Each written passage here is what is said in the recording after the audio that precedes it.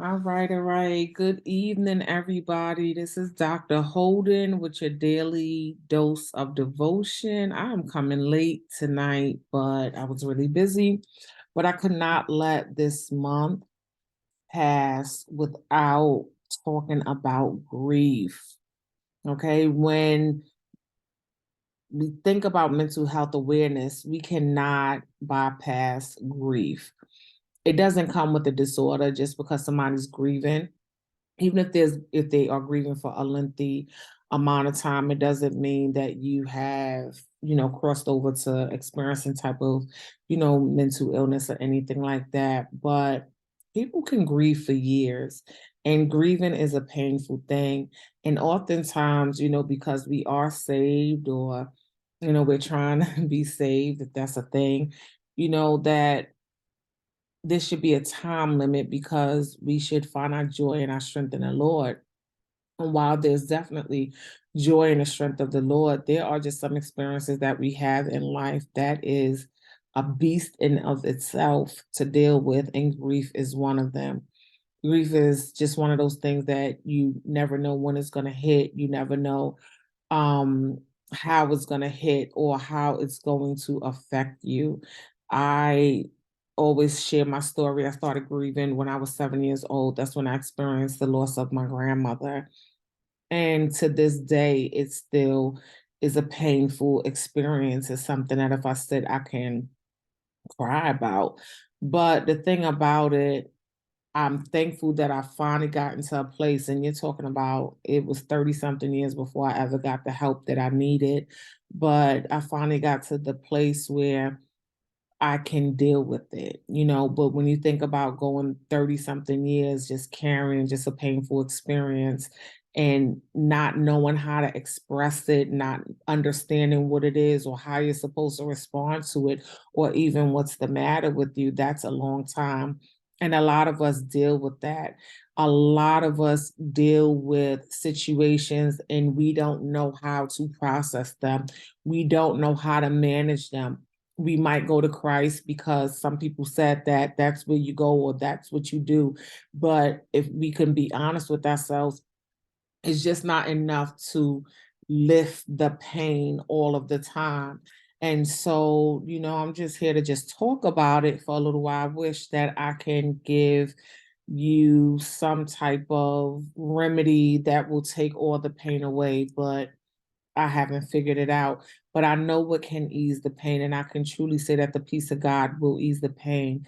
And so I just wanted to share that there are, stories in the Bible that lets us know that God is very aware of our grief. Grief is something that is not a punishment. I definitely want to say that it's not a punishment, but it's a process. It's part of the process that we have in life. Really, to be honest with you, grief is something we come into the world with. When babies are born, babies are taken out of the place where they have been nurtured and have grown in what they were accustomed to for 9 months. And then they are taken from that place and just automatically put in a situation that is unfamiliar. And so when I say that babies are put into that situation of grief or loss, I should say, that's what it is. Grief is the natural response to any type of loss. So when babies cry, when they enter the world and they see these bright lights, and then now it's all these people, when when we think about a hospital, just imagine just being in this place, this womb, and then you come out into what looks like a hospital. Is just the unknown. But when we think about that, their response usually is to do what? It's to cry. And even if you are a baby who don't come out crying, it's like they take that from you and then they make you cry, just to make sure that you're healthy. My old pastor used to say that, if you crying, you know that you're alive. And I guess in a sense that works, but it's still painful. And so the thing about it is that we spend time with the baby, letting them know that even though this transition has happened, you're in a better place, you're in a safer place, and I'm going to take care of understanding what your needs are and meeting your needs. And I'm going to let you know that you're okay on this side. And I believe that that's what it is that God wants to do with us. And so, just to show us, anybody who knows me, if you're a part of this ministry, you know that I take the stories of the Bible and apply them to our life. There are some scriptures that are so helpful, but more than anything, I personally find comfort in the stories because I like to see how God moved in the life of the person who is dealing with something similar to what it is that I am dealing with. It helps me to understand the characteristics of God. It helps me to see how God moves. And it helps me to understand that no matter what, there is a process. So if my process might be taking a little longer than the next person's process, it's okay. God is still on the other side of that. And so a couple people who I think about in the Bible, the first two that come to my mind when I think about somebody who grieved, I would have to go with Rachel and definitely Hannah. And both of them at a time was having an issue with conceiving. And so a lot of times we think that grief is just losing a person, right? And they hadn't lost a baby, but they lost the comforts of their ability to have a baby, for a long time. They went through this mourning period, this grieving period of their dreams being deferred, not knowing if it was ever going to happen. Now, for them, they eventually had, but for some people, they go through that. They go through having these plans in life, wanting these things that the world say that you can get, but yet and still something happens to make you realize that I just might not get it. And don't ever think that you cannot grieve that.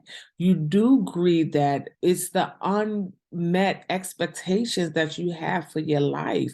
That's the same thing when we lose somebody. We lose people, and it's like we had plans. We had plans to do things. We had plans to see things. And all of a sudden, the opportunity for that is stripped away. And so I'm just using this as the illustration just to show you that you don't have to lose a person to feel grief. Grief could come from a loss of, stability. It could come from a loss of comfort. It could come from a loss of anything because it's the natural response to any type of loss.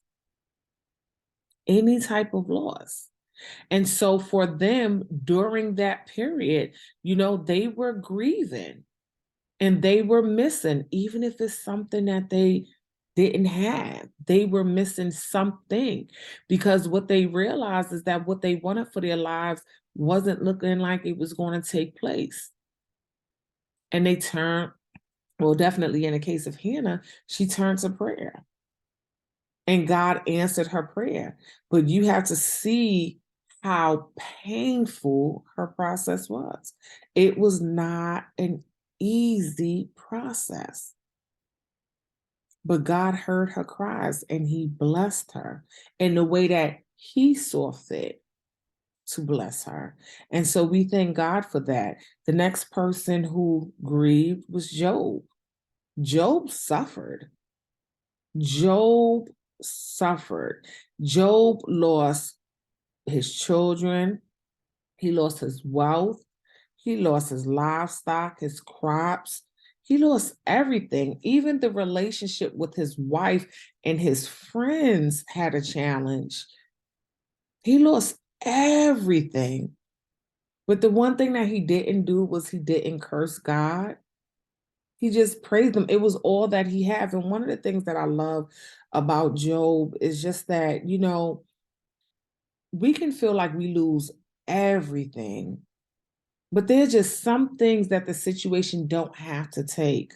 And so that praise, it never had to go with everything else that he lost. And if that was all that he had to hold on, and he suffered, a lot of people like to tell the story of Job, and they like to say like he was just this real strong person.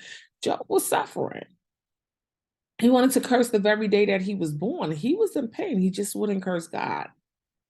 That he wouldn't do. And no matter what people say, he just wouldn't do that. He didn't understand. He didn't do the things that, people would have thought that he did. And it was like, yeah, he could curse God, but then if you get cursed God, then you lose all hope. You lose all faith in anything. And sometimes that's all we have is just a hope that is gonna get better. Just the faith to know that God is he's still God no matter what. And you know what? It takes so much. If I have to say that Job is strong, it's strong to do that because that's a very hard thing to do. It's very hard. When things happen, oftentimes we want to blame God or feel punished. And I get that. Like, why me? Why is this happening?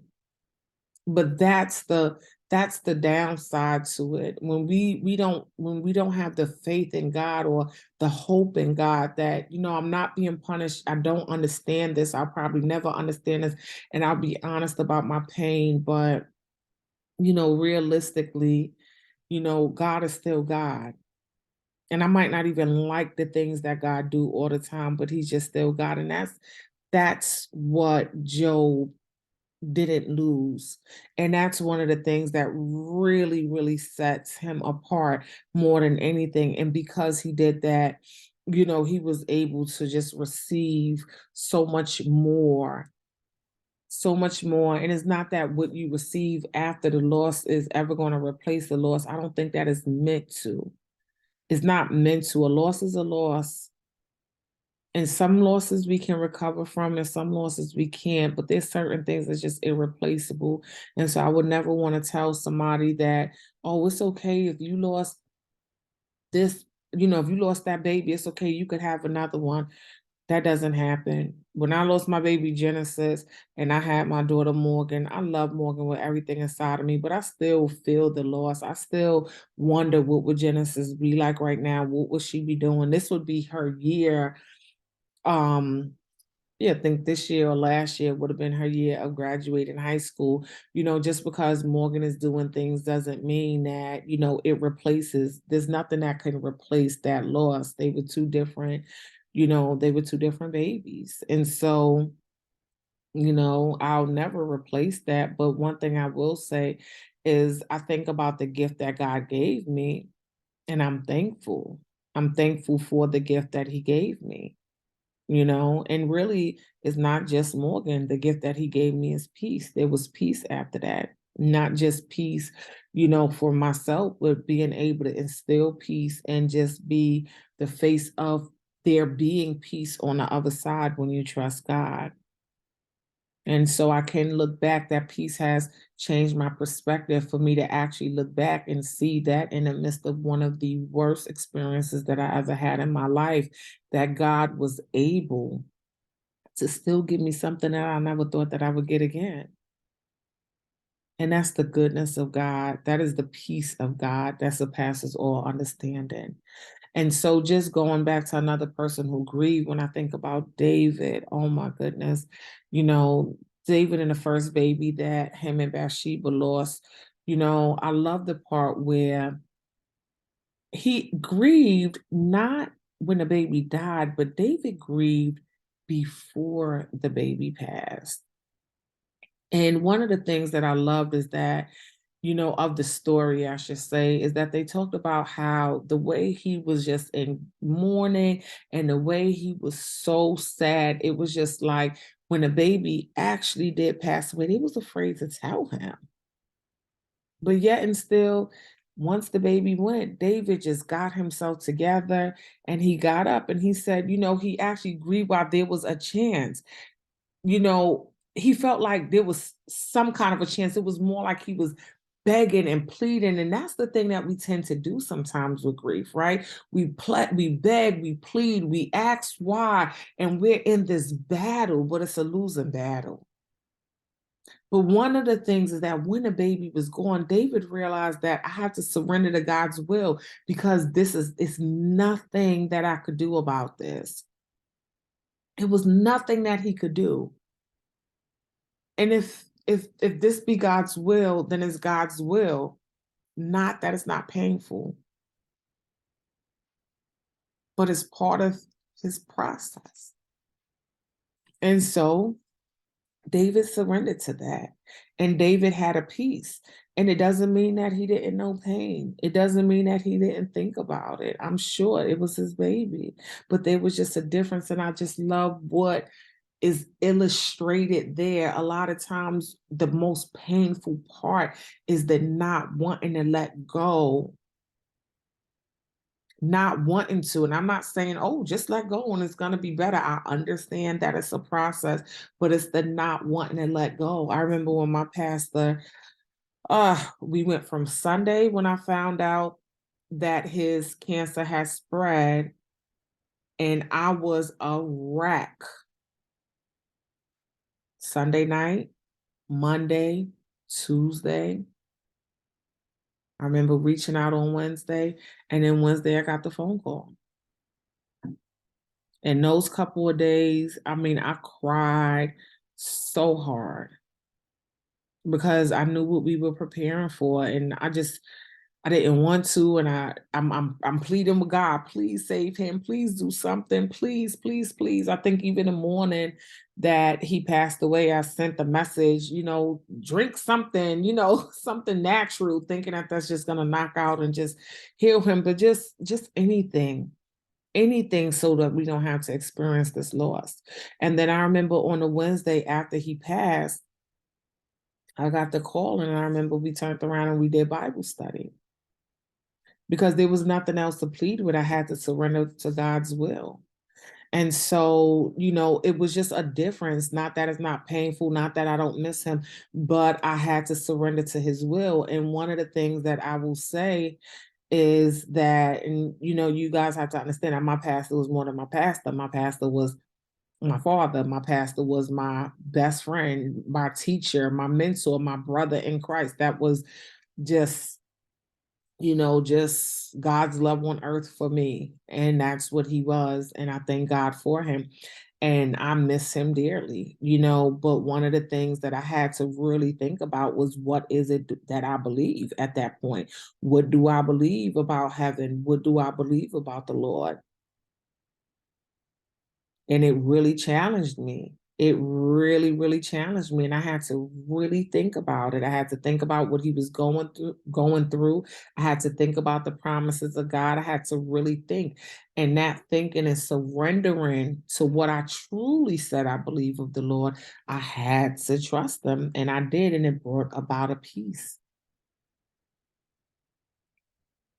It brought about a peace. And so don't get me wrong, because I have suffered losses after that, and it has broken me. Another loss that I've experienced was with my grandfather, my other grandfather.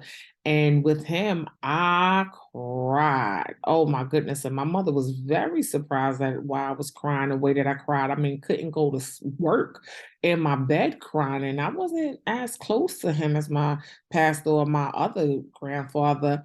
But what I cried about was that we didn't have the greatest relationship, and I didn't communicate with him. So what I felt was kind of like guilt for a moment, until I realized what guilt is.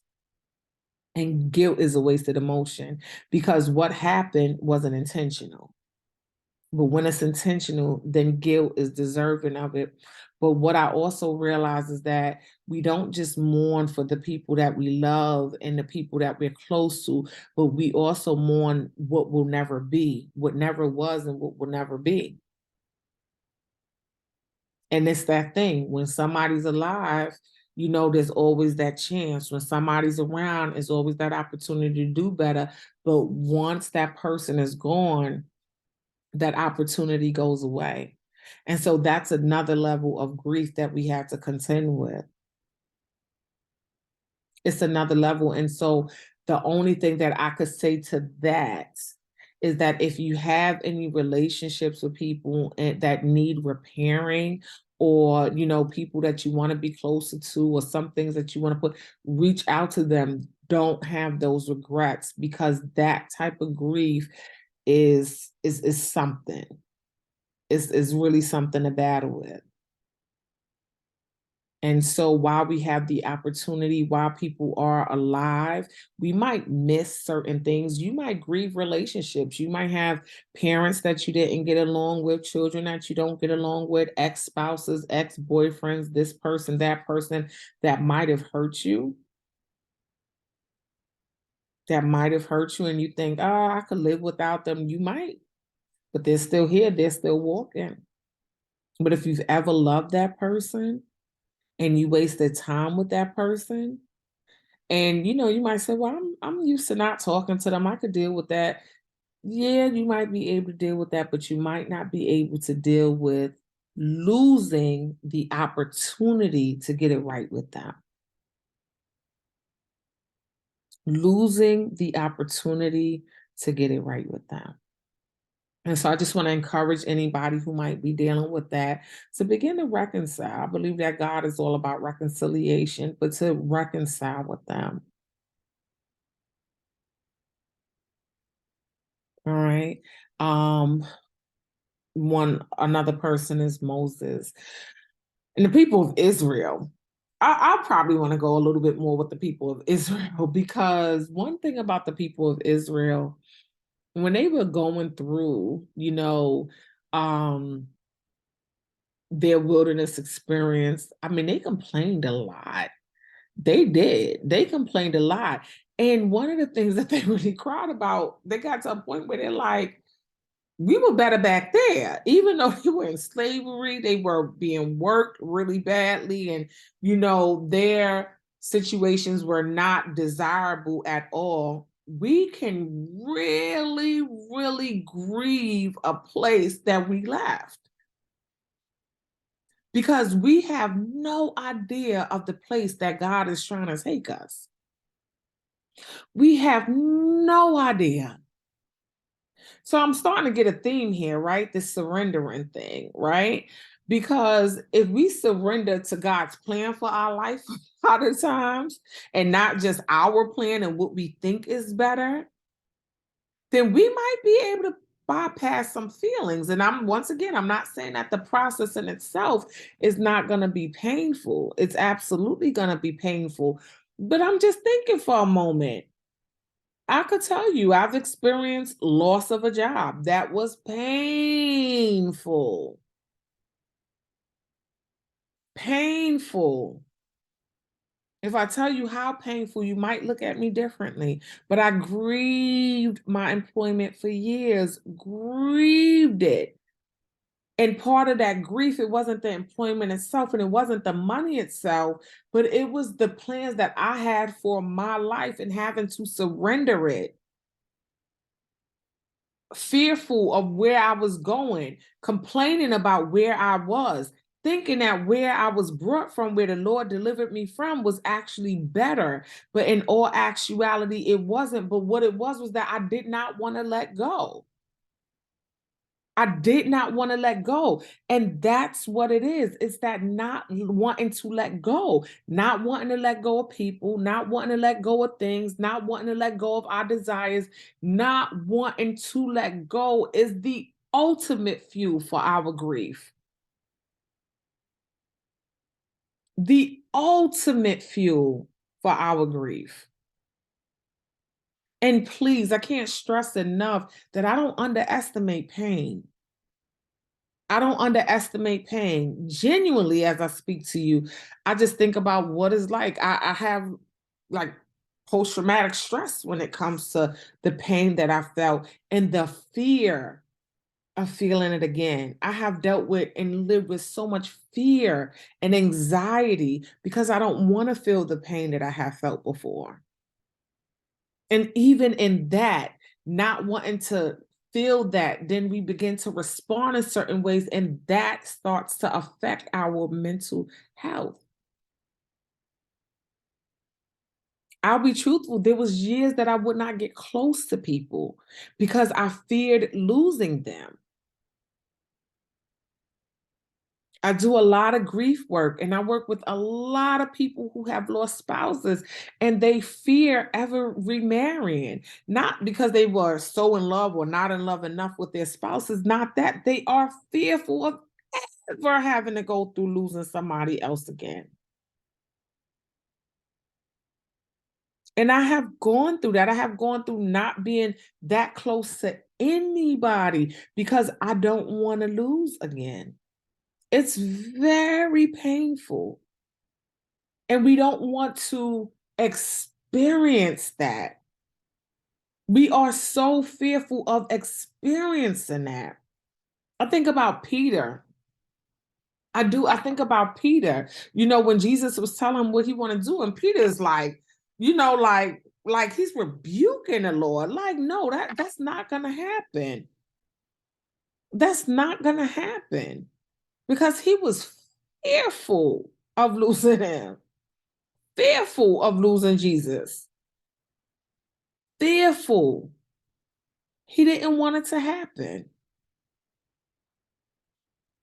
He did not want to happen. And he talked about how he would never deny Jesus. I believe that he wouldn't. I believe that. But the thing about it is that we don't want to let go. We just don't. And I get that. But we have to surrender to the will of God. And it's once again it's not easy, but I promise you that God could just give you a peace. But it's hard. It's a hard process. And so I would just encourage anybody who's going through, may have gone through, went through some years ago, and you could feel like you're okay, but there might be something like I can't really get close to people. I can't really do this with people, you know. Even Peter tried to go back to his old life as a fisherman. You know, it's like we try to put ourselves in these places of protection, and those places of protection against what it is that God has for our life, even the painful part, that can affect our mental health. It can cause us to be depressed. It can cause us to be anxious. Think about people who end relationships and the first thing they say is, I don't want to get in another one. I'm afraid to. And then now it's not like you're afraid to and you don't want to, and so you're happy. You're afraid and you don't want to, and now you're sad and you're isolating and you're depressed because you're unfulfilled. You don't want to come out. You don't want to do things. And so this is why I'm saying that grief tends to impact our mental wellness sometimes. And so once again, we can pray with you. You can always reach out to the ministry. You can, find somebody hopefully that's in your life that you can talk to and just begin to open up.